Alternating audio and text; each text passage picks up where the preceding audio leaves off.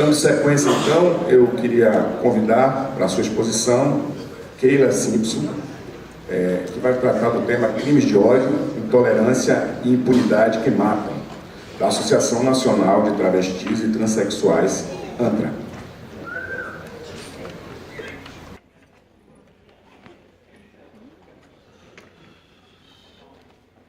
Então, boa tarde, plateia. Boa tarde ao dispositivo de honra. Eu queria primeiro agradecer a oportunidade do Ministério Público Federal de haver convidado a nossa instituição para estar aqui nesse debate. Eu vou usar o dispositivo como apresentação também. E eu queria saudar inicialmente a doutora Débora Durfá, que tem feito muito pela população trans no Brasil todo e no mundo também. Então é uma honra ter a senhora aqui na plateia. Tratar um tema que para nós é muito caro. Então, a ANTRA é uma rede nacional, ela nasce em 93 e tem hoje 200 instituições afiliadas no Brasil todo. Então, é uma rede nacional que trabalha com a população de travestis e transexuais. Quando me passaram o tema, eu fiquei imaginando como é que eu ia discutir com vocês.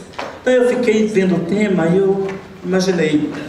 Diversas pessoas já apresentaram muitas coisas, teses, números, dados, e eu queria pensar de uma forma diferente. Então eu optei por fazer, aqui nessa apresentação, trabalhar com prints de notícias da internet. Tá? Então eu vou basear toda a minha apresentação nessa sistemática de notícias e notícias que tem relacionada com essa violência LGBT aqui no Brasil, também no mundo. Fiz essa opção porque, na minha concepção, a internet, ela é mocinha e é vilã. Em alguns casos, atua-se a rede social para que a gente dê conhecimento a essas barbáries que acontecem no Brasil. E, por outro lado, ela também acaba fomentando ainda mais essa violência. Para exemplificar, eu trago um caso de quando a internet é mocinha. Vocês recordam que no Brasil e no mundo tomou o caso de Dandara dos Santos, lá do Ceará, né? Então, Dandara dos Santos era uma travesti no Ceará que foi morta, violentada por um grupo de pessoas lá na cidade. Eles ostentaram, então, a Dandara, eu chamo de aquela cena macabra. Então, colocaram ela no carro de mão, saíram rodando com ela dentro do bairro, lá da localidade, e acabaram assassinando. Eu nunca vi esse vídeo, não gosto de ver vídeos violentos, acho que eles são muito educativos, sim, porque é preciso ver essa violência que acontece todo dia, mas eu não gosto de ver e também não quis trazer essas mortes muito violentas, e eu vou tentar analisar um pouquinho delas. Então eu acredito que a partir da popularização desse crime que aconteceu com Dandara, havia 15 dias e ninguém tinha feito nada. Foi um grupo Teguel, que funciona no Brasil inteiro, chama Teguel, é um grupo de travestis e transexuais do Brasil, e começaram a publicar aquele vídeo. E as notícias começaram a acontecer e a gente começou a compartilhar. Acabou chegando então ao cenário nacional e lá aconteceu o que a gente espera que acontecesse com todos os crimes. Encontraram os criminosos, estão presos, estão para ser julgados. Então, nesse momento, acredito eu que a internet, ela causa um serviço muito positivo para a gente. Por outro lado, a internet também, ela traz chavões e conceitos que acabam naturalizando uma violência que está muito presente na nossa população. A internet é a terra de ninguém, apesar de ter delegacias que coíbem esses crimes cibernéticos, mas todo mundo se dá o direito de emitir as suas opiniões, os seus preconceitos e as suas violências através delas. E as notícias que povoam aquele imaginário lá virtual, elas podem acontecer também dessa forma, com coisas pejorativas. Essa é uma notícia de uma drag queen que é agredida em São Paulo, e são notícias bem mais suaves, né? Mas aí de repente a gente vê, e aí tem já a questão que eu falei de Dandara, o massacre de Dandara em Palmares.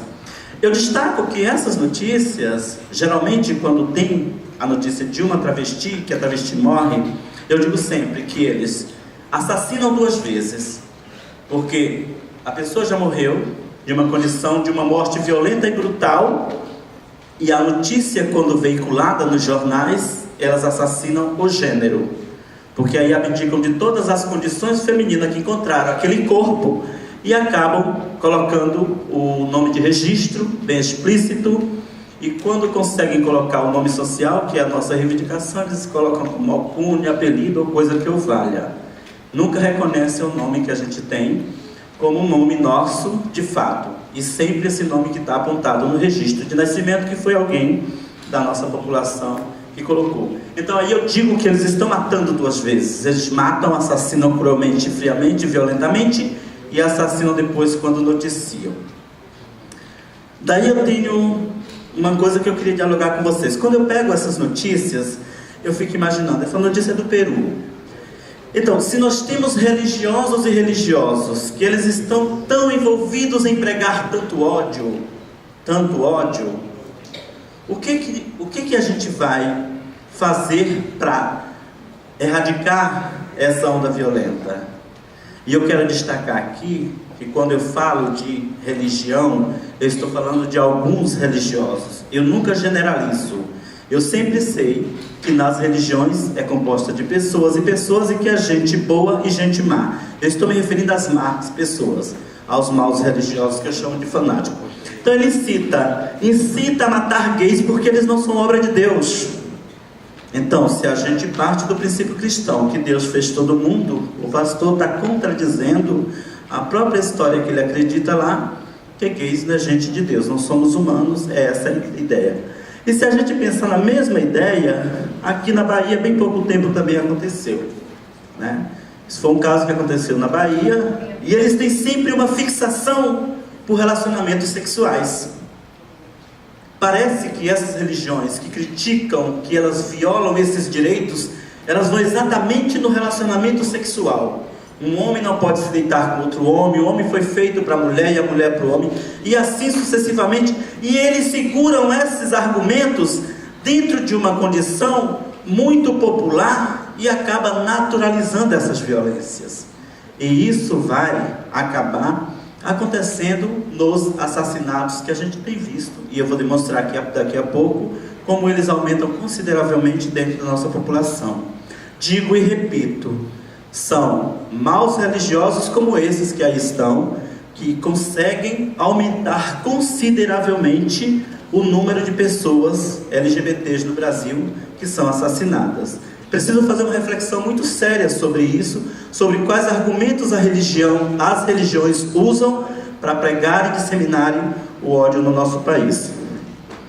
E aí eu quero pensar com vocês, por que isso acontece? Por que essas religiões se levantam tanto e tão fortemente, mas não só as religiões, mas especialmente as religiões da nossa população? Por isso, quando a gente estava escondida nos guetos, nas boates que ninguém conhecia, que era uma população subaparente, que ninguém notava, que todo mundo estava no armário, não incomodava. No momento que você incomoda dessa forma, com essa maré de gente, você, especialmente nós LGBTs, acabamos entrando diretamente no seio da igreja, que é tirando pessoas que poderiam estar aumentando os seus cofres com dinheiro. E aí a igreja e as igrejas se levantam contra isso. Enquanto estava escondido no armário, trancadinho, tudo muito bem. Mas no momento que aparecem, que ostentam e que vem com orgulho colorido dizer que está ali e que precisa ser respeitado, aí reage-se, levanta-se uma sociedade toda contrária a esses costumes, a essa prática e a essa vida, que a gente não vai desistir disso, né? A gente não vai de forma nenhuma. Então, quando a gente começa a ir para esses espaços que são mais sociáveis, se misturar com a multidão, aí aparecem as violações, aí aparecem as violências. Se nós tivéssemos ficado no nosso cantinho quietinho lá, como na década de 70, 80, início dos anos 90, dentro dos guetos, só saindo à noite, travesti ainda hoje só vai à noite. Eu sou uma travesti de 52 anos, tenho muito orgulho de dizer isso, e vou viver muito ainda para contar essas histórias. Mas a gente ousou sair e ousou falar.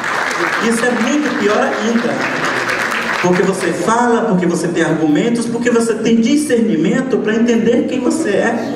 E isso incomoda muito as pessoas. Incomoda muito o outro. E sempre incomoda o outro. E nenhuma pessoa faz um argumento contrário quando ela comete essas discriminações nesse espaço social que você convive. Por que ela está intimidada com a sua presença? O que intimida a presença de um ser humano no espaço social onde todo mundo convive harmoniosamente? A população LGBT, e especialmente as travestis que aqui representam, incomoda muito. Elas são objetas, elas não precisam viver de dia, tem que viver à noite escondida na rua, e de dia não lhe é dado direito nenhum. E por isso ela é tão dizimada e assassinada nesse Brasil, como eu vou mostrar. Seguimos, mas também acontece que a gente vive agora no Brasil uma ditadura e uma censura às artes. E essa censura que a gente tem visto ultimamente, elas têm muito a ver com isso, com essa normalidade que a gente está impondo nesse país. Então essa é uma peça que tem uma travesti representando Jesus. Não faz nada demais, não está nua, não está explícita, mas ela foi censurada em Jundiaí.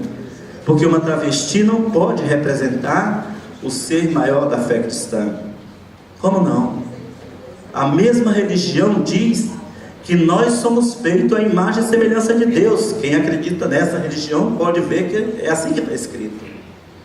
Então, se essa pessoa que está ali não é a imagem e semelhança de Deus, Deus parece-se com quem? Essa é a pergunta que fica, né? Quem é Deus? Hã? Pode ser, né? Então vamos pegar ali a cabana para ver se entende um pouquinho. Mas isso está muito impregnado dessa política partidária que a gente tem hoje no Brasil. Tem muito disso. As pessoas precisam aparecer e usam a internet para ter esses 5 minutos de fama. Publica-se um post na internet e lá eu compartilho com o mundo aquela notícia. E uma notícia que era algo que eu criei pensando que ia reverberar dessa forma, ela acaba acontecendo. E aí lá vamos nós novamente, refém da nossa própria ânsia de popularizar, de stalk, de coisas assim, e vamos compartilhando, e é isso que eles querem. Só que acontece que essa peça, o tiro saiu pela culatra, que ela foi censurada em Jundiaí, mas eles deram para ela uma popularização tão grande que em todos os lugares que ela está se apresentando agora está tendo casa lotada. Aí a gente diz, o tiro saiu pela culatra. O fascismo se levanta de um lado e aí acontece o inverso. O reverso da moeda acontece dessa forma. E aí aquela outra ação que foi cancelada do Santander Cultural também, que teve um debate muito amplo no Brasil sobre arte. E aí eu fiquei imaginando, agora há pouco tinha a questão lá do museu, que as crianças estavam com a mãe, aquela coisa, e apareceu-se uma coisa muito forte contra o nu. E eu fiquei pensando comigo mesmo quando eu vi as notícias todas. Não tenho uma opinião formada sobre aquela questão, né? Li muito pouco sobre. Mas eu fiquei pensando que o nosso corpo, ele é muito criminalizado quando ele é mostrado desnudo. Mas nós não nos furtamos o direito de ver o nu que existe em cada um de nós. E eu trago como exemplo a população de travestis. Você ao ver uma travesti na rua, você já vai tratá-la como homem, muito embora ela aparente ser mulher, muito embora ela aparente coisas femininas, porque você já vê o genital nela, mesmo sem ver. Então essa coisa do corpo, do nu do corpo, ele é muito presente na nossa sociedade, ele é muito forte, ele é carregado muito forte. Quando envolve crianças, então mais ainda. E a gente esquece que quem faz erotização dos nossos corpos são gente adultas e não crianças. Existem as comunidades naturistas que estão aí, que convivem harmoniosamente muito bem em comunidades com pais e filhos completamente sem roupa. Existem comunidades indígenas que vivem também sem roupas. E essas comunidades não são erotizadas. Por que então que a gente erotiza tanto essas notícias de internet quando aparecem dessa forma? Eu fiquei pensando comigo mesmo essa semana e disse assim, quando eu vi as notícias, então a Capela Sistina em Roma, na nossa concepção, é uma revista pornográfica. Fiquei pensando exatamente isso. Quem já foi na Capela Sistina em Roma, já viu aquele teto, já viu aquelas figuras todas nuas ali, que os artistas fizeram, não sei quantos mil anos atrás. A gente não está vendo ali a arte, está vendo então uma revista pornográfica pensando no Brasil atual. E aí, eu vou começar a pensar um pouco nessa homofobia que mata uma pessoa a cada 25 horas. Esse é Itabeli Lozano. Esse menino foi morto pela própria mãe, queimado e enterrado. Então, a mãe mata o próprio filho porque ela diz que ele é homossexual e como homossexual não merecia viver. Mas quando a mãe faz essa ação, ela está respaldada lá naquele primeiro slide que eu mostrei, que gays não precisam viver. Ela está respaldada ali. Ela está respaldada dentro dessa conduta moral religiosa cristã que impede que a população LGBT é passível de morte. Bom, ela vai ser julgada, ela vai ser condenada, absolvida pela justiça comum, mas ela, e essa só não, outras tantas e outros tantos, fazem exatamente porque ela se respalda nisso. E aí o relatório de 2016 do Grupo Gay da Bahia, uma das únicas instituições, quase a única que faz, que aponta esses assassinatos no Brasil, demonstra que em 2016 foram mortas 343 pessoas LGBT, 2016. E eu chamo a atenção de vocês que esse número, ele é completamente subnotificado. Esses são dados que chegam ao conhecimento. Tem tantos outros que a gente não recebe. Tem tantos outros que a polícia não notifica. Tem tantos outros que às vezes é por crime homofóbico, mas se dissolve dentro das investigações e acaba não confirmado. Então são casos reportados esse. Se em 2000 era 130 homicídios, olha quando a gente chega em 2016 com 343. Aí a gente tem a exata noção que está havendo uma dizimação dessa população. Daí eu queria discutir também que, para além desses assassinatos todos, no Brasil tem uma parte e uma parcela da população que também é vítima dessa mesma violência, mesmo não sendo LGBT. Mesmo não sendo, né? E aí eu queria mostrar para vocês que antes. Pai abraça filho, é chamado de gay e tem a orelha cortada. Apenas porque acreditaram que aquele pai que estava abraçado com o filho numa festa de rodeio eram homossexuais, acaba-se violentando o pai ao ponto de cortar a orelha. Nem o pai nem o filho eram homossexuais. Mas a nossa ignorância seletiva, ela está dizendo todo dia que um homem abraçado com outro e uma mulher com outra são homossexuais e merecem punição. E aí a punição vem dessa forma muito macabra. Esse coitado desse senhor, Luiz Carlos Ruas, acabou morrendo dentro de uma estação em São Paulo porque defendeu uma travesti. A travesti estava correndo, ele saiu em defesa e acabou sendo assassinado por isso. Então é uma vítima também da homofobia, não sendo homossexual. E a gente está muito doente. E por fim, essa mãe e filha, foi a semana passada em Brasília. A mãe e a filha abraçadas dentro de um shopping, acabaram sendo agredidas.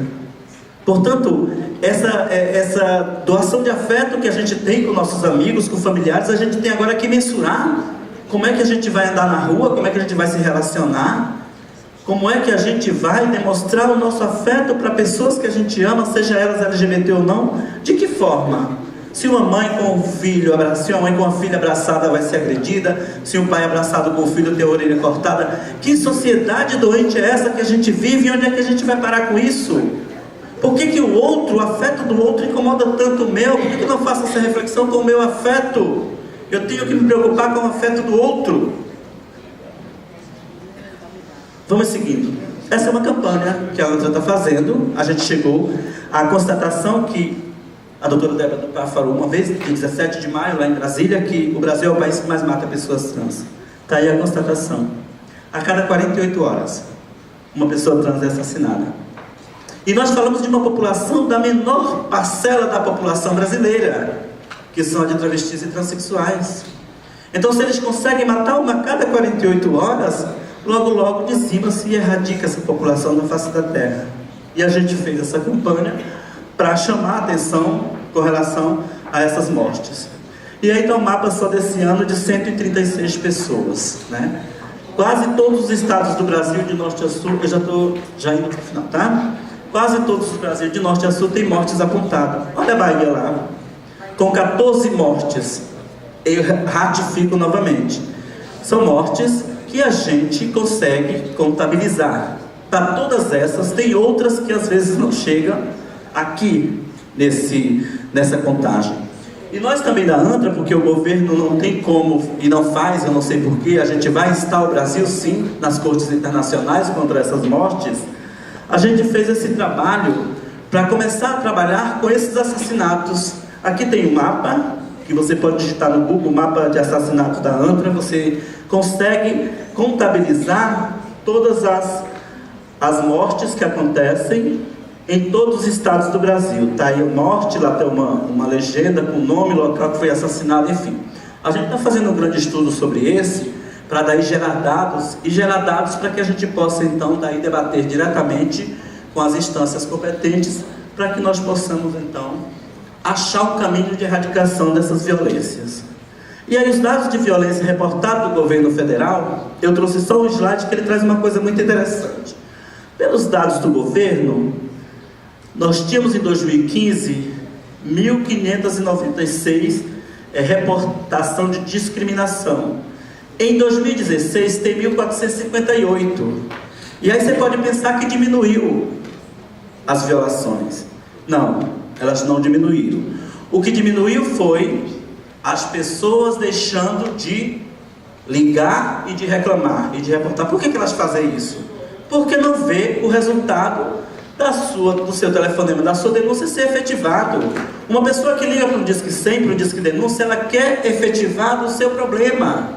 Muito embora ela nem entenda qual é o mecanismo que vai essas denúncias, mas ela quer ver efetivado. Se não vê, e eu vi durante as minhas viagens pelo Brasil, muita gente criticando esses números, justamente por isso, porque se alguém está do lado de uma linha sofrendo violência, ela quer que aquela violência seja resolvida. Se ela não é, e aí a gente entende muito bem como esse mecanismo federal, obviamente essas pessoas acabam desistindo. Então eu estou trazendo esse slide para chamar a atenção que por mais que seja impossível, a gente tem que cada vez mais fomentar nas pessoas a denúncia contra qualquer violação, porque esse é um dado do governo federal e é a partir dele que a gente pode trabalhar e trabalhar muito bem.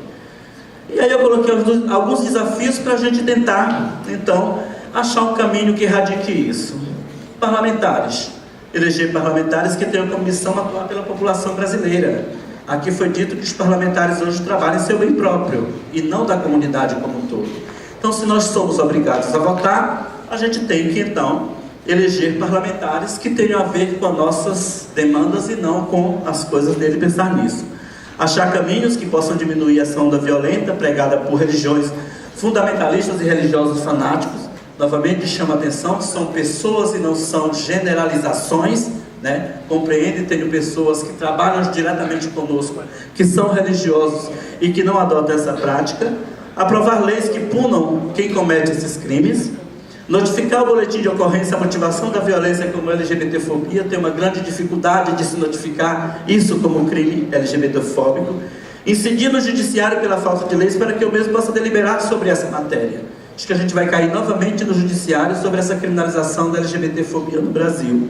E não compartilhar, isso eu acho bem importante, gente, não compartilhar, popularizar, endossar vídeos e publicações LGBTfóbicos, porque a gente às vezes faz uma brincadeira e acaba dando uma proporção muito grande a essas coisas, e é muito ruim da gente depois desfazer essa questão e fazer uma autoavaliação sobre as nossas práticas comuns do dia a dia, diante das temáticas LGBT, para não fomentar gracinhas ou piadas jocosas, porque a gente de vez em quando vê, faz uma piada sobre gay na televisão, a gente ri, faz uma piadinha sobre uma nega maluca, um homem fazendo, a gente dá uma risada. Então é não fomentar isso que a gente acaba então diminuindo.